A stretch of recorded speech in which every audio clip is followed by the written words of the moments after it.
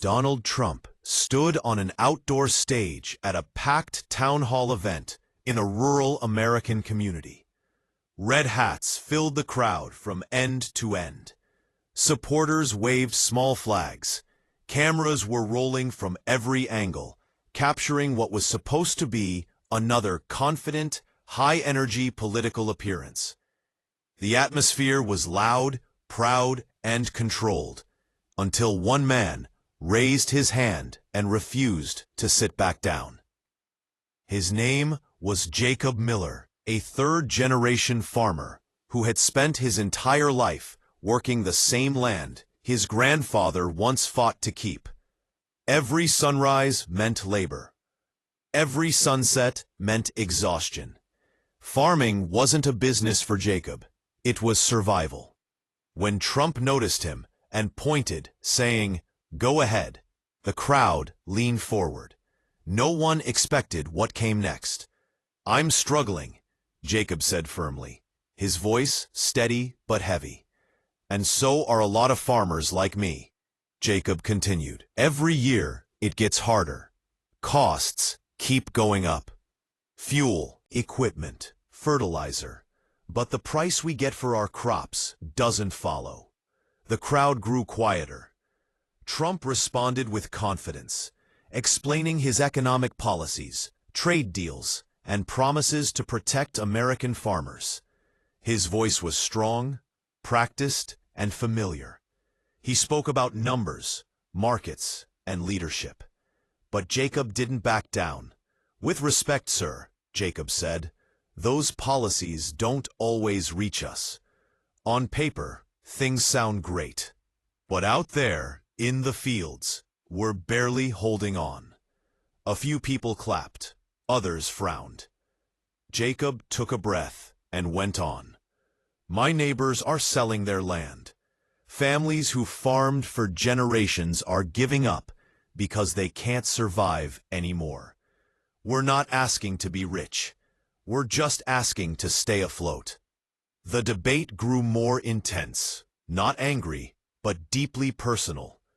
Trump pushed back, saying leadership requires tough choices and long-term thinking. Jacob countered with stories of missed loan payments, broken machinery he couldn't afford to replace, and nights spent wondering if this season would be his last. Cameras zoomed in. Commentators whispered into microphones. This was no longer a planned political moment. It was raw, real, and unpredictable. The crowd slowly split. Some cheered loudly for Trump, defending his record. Others listened closely to Jacob, clapping softly after his words. You could feel the tension pulling in two directions.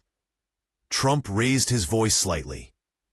"I've done more for farmers than any president," he said firmly. Jacob paused, then said quietly, "Then why does it feel like we're invisible?" That single sentence stopped everything. For a moment, Trump didn't speak. The crowd went silent. Even the flag seemed to stop waving. Everyone expected Trump to dismiss the farmer or move on to the next question. But instead, the unexpected happened. Trump stepped away from the podium. He walked closer to Jacob. "I want to understand," Trump said. "What would actually help you right now?" Jacob looked stunned. This wasn't what he expected either. And in that moment, the debate changed. It was no longer about politics. It was about being heard. "My costs are up. Fuel, fertilizer, equipment, everything," he said, his hands tightening at his sides. "You talk about strong economies, but I'm barely holding on to my farm." The crowd reacted instantly. Some nodded in quiet agreement, faces filled with recognition. Others shook their heads, arms crossed, clearly disagreeing. A low buzz spread through the audience as people whispered to one another. Trump stood firm. He responded confidently, as he always did. He spoke about policies, trade deals, and promises made to protect American farmers from unfair competition. His voice was strong, familiar, and commanding, the voice of someone used to leading and being listened to. He talked about numbers, about markets, about growth. But Jacob wasn't convinced. "With respect," Jacob replied, his tone calm but heavy. "Those policies don't always reach us. On paper, things look good.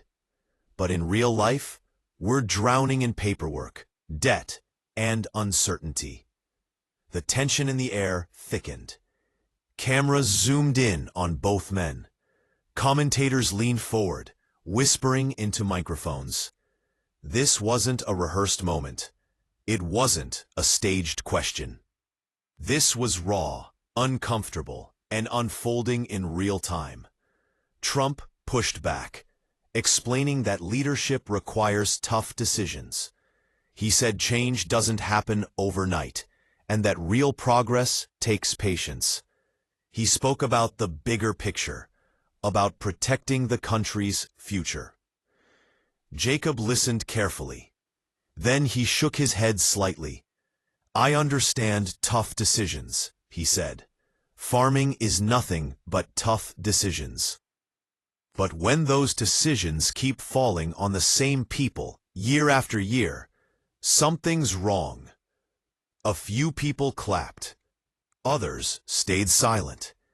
Jacob continued, his voice steady but emotional. "I've missed payments.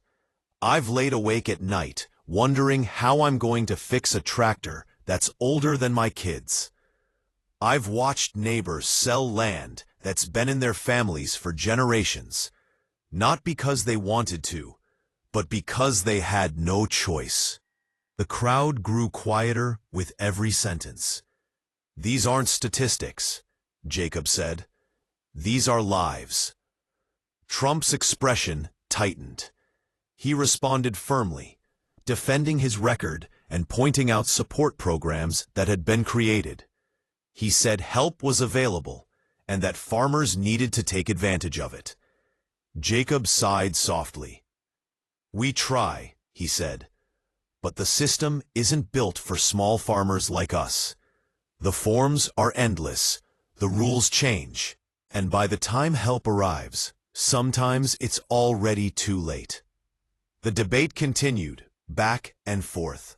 Trump spoke from experience in leadership. Jacob spoke from experience in survival.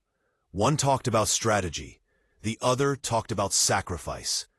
Neither man raised his voice. That made the moment even more intense. People in the crowd began to realize this wasn't about winning an argument. It was about two different worlds colliding. One built on policy and power, the other built on soil and sweat. Trump repeated that he believed in American farmers and that strong leadership was the answer. Jacob nodded slowly. "Belief is important," he said, "but so is being seen." That line landed hard. The crowd fell nearly silent again. Even Trump paused for a moment. The debate wasn't angry. It wasn't disrespectful. It was deeply personal. And in that moment, everyone watching, whether they supported Trump or not, understood one thing clearly. This farmer wasn't asking for applause. He was asking not to disappear. Some cheered Trump loudly, chanting his name with confidence and pride. Their voices rose above the crowd, sharp and powerful, echoing across the open field. To them, this was simple. Trump was a fighter, a leader, someone who spoke loudly for America. Others stayed quiet. They listened closely to Jacob. They clapped softly, not to challenge anyone, but to show understanding. Their applause wasn't political. It was human. These were people who recognized the look on Jacob's face, the look of someone who had carried too much for too long. The crowd was divided, and the tension could be felt in every breath. The moderator glanced at his notes, then at the clock. His hands tightened around the microphone. This wasn't planned. This wasn't on the schedule. The event was supposed to move on, but it clearly couldn't. Trump raised his voice slightly, enough to cut through the noise, but not enough to sound angry. "I've done more for farmers than any president," he said firmly. Some in the crowd erupted again, cheering loudly. Heads nodded, hands clapped. Jacob didn't react right away. He looked down for a moment, gathering himself. Then he looked back up at Trump, not with anger, not with disrespect, but with exhaustion. "Then why," Jacob said slowly, "does it feel like we're invisible?" The words didn't echo. They didn't need to. They landed like a weight. The crowd went silent. Conversations stopped. Even those who had been cheering moments ago froze in place. The flags stopped waving. For a brief second, it felt as if even the wind had slowed, waiting for what would come next. Trump didn't respond immediately. That pause mattered. Everyone expected the moment to end right there. A dismissal, a joke, a sharp comeback, something familiar. But none of that happened. Trump looked at Jacob carefully, not as a challenge, but as a person. The confidence in his posture softened just slightly. The crowd leaned forward, sensing the shift. Then Trump stepped away from the podium. Gasps rippled through the audience. He walked closer to the edge of the stage, reducing the distance between them. Not physically towering, not performing, but listening.